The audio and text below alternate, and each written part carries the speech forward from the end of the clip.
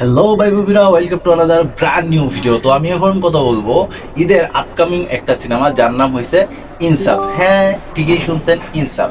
কিন্তু এই ইনসাফ সিনেমা নিয়ে কিন্তু কথা বলার কাহিনী আছে। কারণ গতকালকেই কিন্তু ইনসাফ সিনেমার একটা ক্যারেক্টার পোস্টার কিন্তু ড্রপ করা হয়েছে, যেখানে কিনা তাসনিয়া ফারিনের কিন্তু দেখা যায় যে কুরল এবং ফুল হাতে দাঁড়ায় আছে।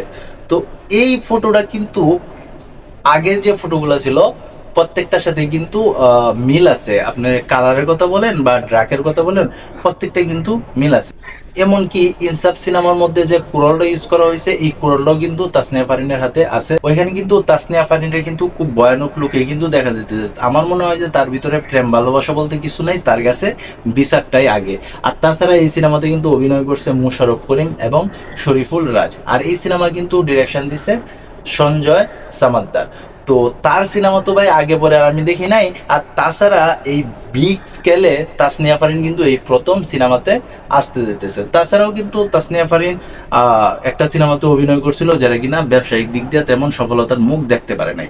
তো এবার শরীফুল রাজের সাথে যদি জুটি বেঁধে ভালো একটা কিছু যদি হইতে পারে ভাই, এই ঈদে অনেকেই বলতেছে এই তাণ্ডব সিনেমার সাথে নাকি টক্কর দিবে এই সঞ্জয় সামাদ্দারের শরীফুল রাজ এবং তাসনিয়া ফারিন এবং মোশাররফ করিম অভিনীত ইনসাফ সিনেমাটা। তো তোমরা যারা দর্শক আছো, তোমাদের কাছে কি মনে হয়, তাণ্ডব এবং ইনসাফের মধ্যে কি একটা লড়াই হইব কিনা তোমরা অবশ্যই কমেন্ট বক্সে জানাইতে পারো। তো এই ছিল এখনের মতো ভিডিও। তো সবাই ভালো থাকবা, সুস্থ থাকবা, কাছে মানুষটা ভালো রাখবা। ধন্যবাদ সবাইকে। আল্লাহ হাফেজ।